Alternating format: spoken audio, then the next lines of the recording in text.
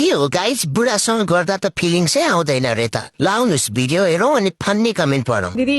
म र मेरो बुढाको यौन सम्पर्क गर्दाखेरि मलाई कुनै फिलिङ नै आउँदैन मेरो बुढालाई चाहिँ फिलिङ आउँछ किन होला भनिदिनु न मलाई पनि उ जस्तै फिलिङ आइडिया हुन्थ्यो रमाइलो गर्दा हुन्थ्यो म सक्दिनँ किन होला भनेर लेखेर पठाउनु भएको छ एउटा बहिनीले रुको जरा सबर गरो मलाई चाहिँ अर्काको बुढासँग मात्रै फिलिङ्स आउँछ वाह दिदी दिदी वाह दिदी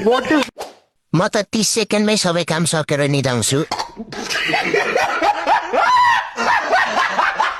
हामीलाई त तपाईँले बोलेको सुन्दै फिलिङ्स आइसक्यो विवाह नभएको मान्छेले यस्तो कुरा सुन्न मिल्छ कि नै सरकार